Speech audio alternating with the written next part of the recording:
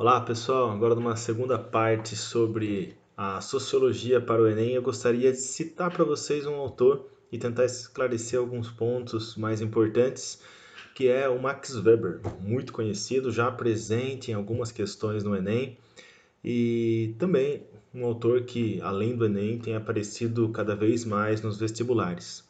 Fazendo uma observação geral, a gente pode dizer que o Max Weber é um grande representante da chamada escola alemã da sociologia, uma escola que vai acabar fazendo contraposição à escola francesa. O Max Weber, que não gostava de se denominar sociólogo, muitas vezes se denominava economista, vai apontar para nós uma visão crítica àquele pensamento do Durkheim que tentava fazer com que a sociologia buscasse uma abordagem mais sistemática sobre o conjunto da sociedade. A ênfase dada pelo Durkheim era aquela ênfase no comportamento coletivo, o entendimento que se aproximava à leitura das ciências naturais. O que o Max Weber acaba fazendo é o que muitos denominam de humanização da sociologia.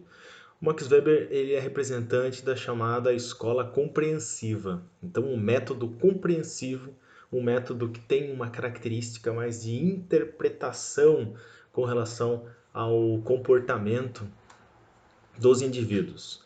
O Max Weber ele faz uma abordagem que identifica para nós, entre suas diversas obras, a ação social. O Weber ele tem como objeto de estudo o que ele denomina de ação social. E a ação social é um tipo puro, ideal, pegando aí uma terminologia weberiana, na qual se define a possibilidade teórica de observar um comportamento numa sociedade e interpretá-la de acordo com algumas pressuposições. Por exemplo, quando ele fala em ação social, ele divide em três tipos de ação social, a qual a gente pode utilizar para qualificar uma determinada situação. A ação racional, a ação tradicional e a ação afetiva. Estas seriam as três formas de ação social utilizadas por Max Weber para observar a conduta de indivíduos no meio social. Mas é bom caracterizar que quando ele fala em ação social, ele está falando em ações que são dotadas de significado, desempenhadas por indivíduos, reguladas por instituições, as chamadas instituições sociais, escola, família, religião, dentro de um meio social, e também que tem uma relação com os outros. Então, as ações sociais são diversas. A gente executa ações sociais com frequência, como uma aula. Uma aula envolve ações, uma ação social. Existem atores, existem papéis ali sendo desempenhados. É uma leitura weberiana interpretativa quanto à existência de um teatro na sociedade, onde existem representações, onde existem papéis e status sociais. Bom, mas quando ele fala da ação social racional, a que ele se refere? Max Weber está falando de um tipo de ação que acontece dentro do nosso meio, na qual a pessoa ela consegue mentalizar o que está fazendo, ela consegue raciocinar sobre suas atitudes. O Weber inclusive divide esse tipo de ação, a ação racional, em duas vertentes. A ação racional ligada a fins e a ação racional ligada a valores. Quando ele fala da ação racional ligada a fins, ele está falando para nós sobre aquela atitude que você faz planejando um resultado já mais à frente. Como, por exemplo, estudar para passar no vestibular, entrar numa boa faculdade, conseguir um bom emprego. É uma típica ação racional dotada e ligada a fins. Você estuda para passar no vestibular e conseguir entrar numa boa faculdade. Então, é uma ação que você racionalizou, você pensa e você mentaliza e desenvolve. Agora está aí procurando videoaulas, você está aí estudando, está fazendo suas anotações, está treinando para o vestibular. Isso é uma ação racional, dotada de um fim. É uma ação ligada a fim. Ação racional ligada a valores. O indivíduo desempenha determinada atividade, determinada atitude, mas isso é racional. Ele pensa, ele mentaliza, ele faz ali um parâmetro ético das suas atitudes, dotada nos valores, dotada de valores. É extremamente ligada a um conjunto de valores que ele nutre, que sejam conjunto de valores religiosos, que seja um conjunto de valores morais devido à educação, às influências que ele recebeu. Um exemplo que normalmente é utilizado, você não estaciona o seu automóvel numa vaga que é destinada para idosos.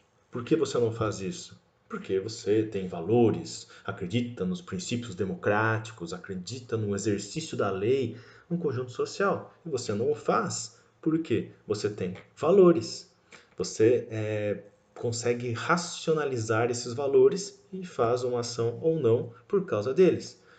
De repente você não estaciona na vaga de deficiente físico ou de idosos porque você teme tomar uma multa. Então aí veja, é um bom exemplo para você perceber. É um valor distinto, é uma situação distinta. A interpretação que você faz da ação é outra. Se você não estaciona numa vaga para idosos por uma questão de respeito à lei, a qual você acredita nos princípios democráticos, ação racional ligada a valores. Não estaciona porque tenho medo de tomar multa, isso é ligada a fins. O fim é não tomar multa, não exatamente os meus valores. É aí que a gente percebe a interpretação weberiana. Bom, e as ações racionais podem ser, então, ligada a valores ou ligada a fins. E as ações que não seriam racionais? Não costuma se usar muito essa abordagem, mas falaríamos em ações irracionais. São ações sociais, a tradicional, que o Weber identifica como aquela ligada aos costumes, aos hábitos que a gente desempenha no cotidiano. Você, por exemplo, pede bênção para sua avó toda vez que a encontra. É uma ação que normalmente é adotada de uma tradição, um costume de sempre fazer isso. É uma tradição, então algo que veio sendo transmitido pelas gerações. Faz-se, mas não racionalizando um fim, não se racionalizando um valor, você simplesmente o faz. É uma atividade que você vem a desempenhar por causa dos seus costumes.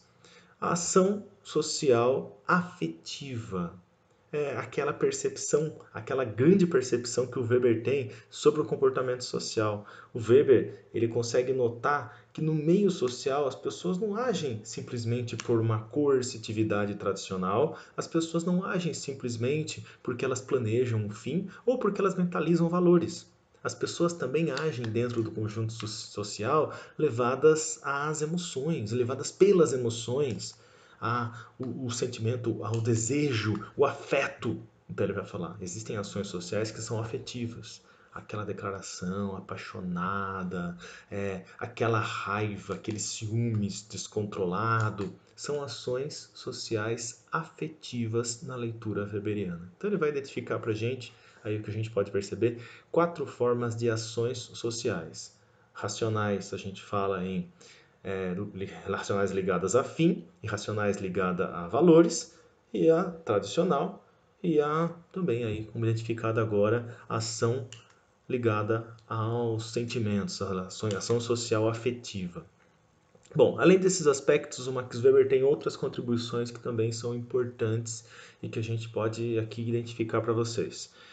O Max Weber ele fala sobre a ética protestante e o espírito do capitalismo. Esse é o título de um dos livros mais conhecidos do Max Weber. O Max Weber ele identifica o desenvolvimento da mentalidade capitalista intrinsecamente associada ao desenvolvimento da religião protestante. A religião protestante, segundo Max Weber, ela tem um desenvolvimento em alguns países europeus que se destacam no mundo capitalista. Países como Inglaterra, França, são os países que mais se destacam, sem contar a Alemanha.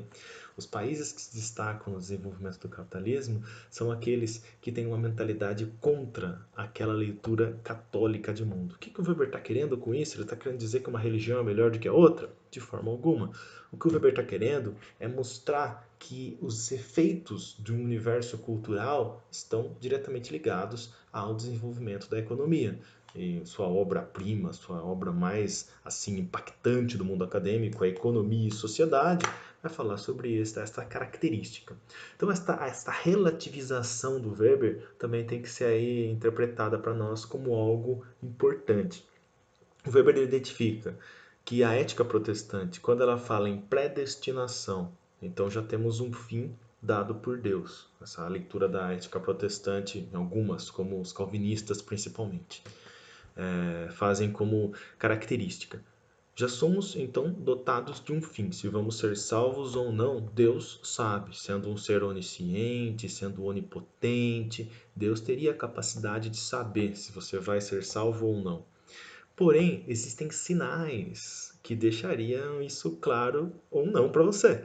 Você vai ser salvo ou não, e os sinais seriam o desenvolvimento da sua capacidade de acúmulo de riquezas, a sua conduta moral, logicamente, associada à igreja. Você teve essa informação, você teve acesso ali à possibilidade de salvação, você obedece à moralidade cristã e você também tem ali um sucesso financeiro, um sucesso econômico. Olha só, se a pessoa tendo sucesso econômico, isso está diretamente ligada à sua salvação, muitos vão entender o enriquecimento, característica da burguesia ascendente nos séculos 16 e 17, como um sinal divino.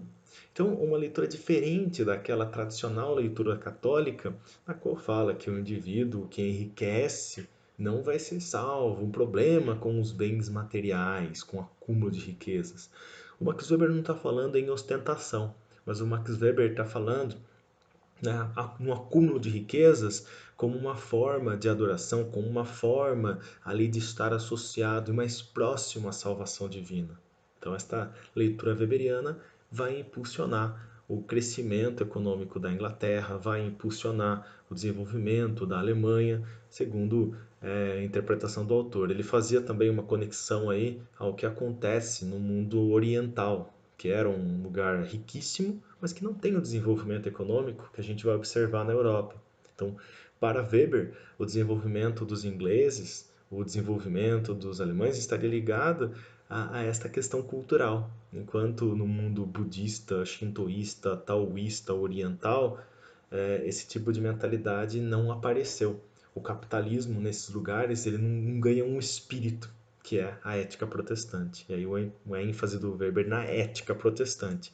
O conjunto de valores que o protestantismo defende, sendo o espírito que o capitalismo precisava para ter aí o seu triunfo, não só material, mas espiritual também.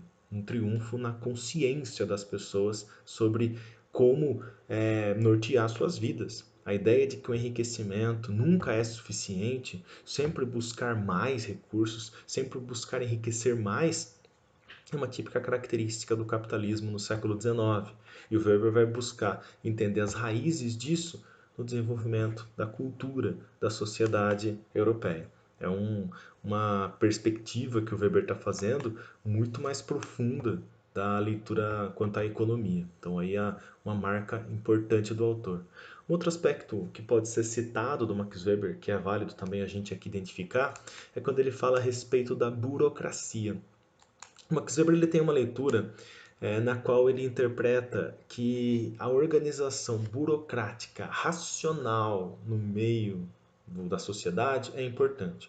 O Weber vivenciava a formação de uma Alemanha jovem. Ele vai vivenciar um processo de unificação da Alemanha que se faz em 1871 e ele estava tentando ali formular algumas características para que o Estado seja eficiente. Quando ele fala em burocracia, para nós isso parece um pouco estranho. Falar em burocracia quer dizer papelada, quer dizer um monte de documento, quer dizer uma incidência de um monte de regras para se fazer algo no Estado. Sim, mas para o Weber, esse processo de burocratização do Estado traz um benefício. Um tipo de benefício que talvez auxiliasse a própria compreensão do Estado brasileiro. Quando a gente fala em burocracia, a gente fala em distanciar-se de relações pessoais, relações afetivas e aperfeiçoar relações racionais. O Estado tem que ser racional. O Estado não pode estar vinculado a decisões movidas por afeto, por relações pessoais, o famoso jeitinho. O jeitinho brasileiro, talvez um dos elementos culturais mais conhecidos do nosso país, não tem lugar na leitura weberiana. A leitura weberiana da burocracia é falar em um Estado que seja eficaz, frio, um Estado que seja objetivo e que seja impessoal.